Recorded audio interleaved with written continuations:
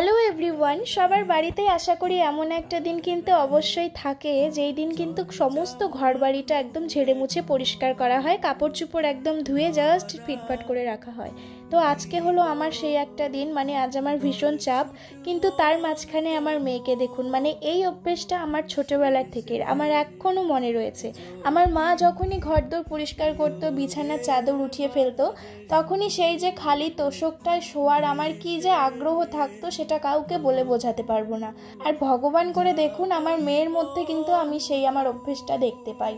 আমি অন্য সময় দেখি না বিছানায় ওকে এইভাবে শুয়ে গড়াগড়ি খেতে, তবে যখনই বিছানার চাদরটা আমি পাল্টানোর চেষ্টা করি তখন সে এইভাবে গড়াগড়ি খায় খালি তোষকের ওপর। সত্যি বলতে এই অভ্যেসটা না আমার এখনও রয়েছে। আর চোখের সামনে যখন গিনিকে এমন করতে দেখি তখন আমার ছোটোবেলার কথাগুলো খুব করে মনে পড়ে আর আমার গলাটা প্রচণ্ড ধরে আসে, যেমন ঠিক এখন হচ্ছে।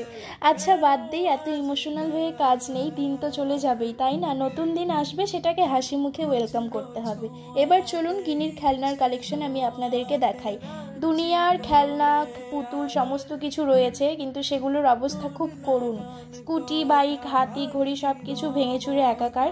এবার আমি যে শোপিসটা গিফট পেয়েছি এক ননদের থেকে কিছুদিন আগে, সেটাও খেলনার স্টকে নিয়েছে। ওর বাবার আধ ভাঙা চশমা যেটা পরে এবছর হোলি খেলেছে সেটা ওর খেলনার ঝুড়িতে। ওর বাবার ওয়ালেট, ক্রিমের সেই মুখিগুলো যেগুলো অকেজো সেগুলো, আমার ক্লিপের আধ ভাঙা অংশ, এমনকি আমার সব থেকে পছন্দের পারফিউম যেটা নষ্ট হয়ে যাওয়ার পরেও কিন্তু আমি কৌটোটা খুব যত্ন করে রেখেছি, সেটা ওর খেলনার ঝুড়িতে। এত কিছুর পরে ও খেলনার ঝুড়ি কেন খালি করে জানেন? এই যে ঝুড়ির উপর বসে এভাবে নৃত্য করার জন্য। আর এটা করার জন্য আমি বারণ করেছি, কারণ ও পড়ে যেতে পারে। সেই দুঃখে আর রাগে আমার ক্লাচারটা ঢেল দিয়ে ফেলে দিয়ে অদ্ভুতভাবে কাঁদতে আরম্ভ করলো। আমি এই মেয়ের জেদের সাথে সত্যিই আর পেরে উঠছি না। এত মায়াবী আর এত জেদি, আমি সেটা আপনাদেরকে বলে বোঝাতে পারবো না। চলুন, অনেক গল্প আড্ডা হলো, এবার রান্নার দিকে যাই। আজ আমার প্রচুর কাজ রয়েছে, নতুন জামা কাপড়গুলো ধুয়ে পরিষ্কার করব, ঘরটার গোছাবো। সেই জন্য আমি আজকে রান্নার অ্যারেঞ্জমেন্টটা খুব কম করেছি, শুধুমাত্র ডাল আর মাছ ভাজা করে রেখে দেব। তারপরে আমি কাপড় টাপড় কাচতে গিয়েছি, তখন আমার মেয়েকে দেখুন আমার ফোনটা আমাকে নিয়ে গিয়ে দিল।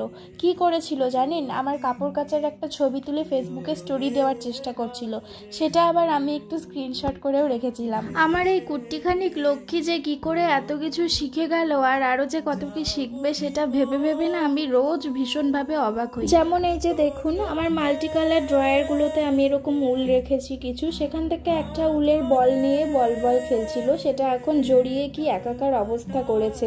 মানে এটা ছাড়াতে আমার কি অবস্থা হবে সেটা আপনারা কল্পনা করতে পারছেন তো? তারপর যাই হোক করে উলগুলো সরিয়ে রেখে আমি একটু ঘুগনি নিয়ে বসলাম। প্রচুর খিদে পাচ্ছিল, কিন্তু গিনির বাবার আজকে একটু আসতে দেরি হচ্ছিল, সেই জন্য সেই দেওরের জন্মদিনের লেফট ওভার ঘুগনিটা আমি খেয়ে নিলাম।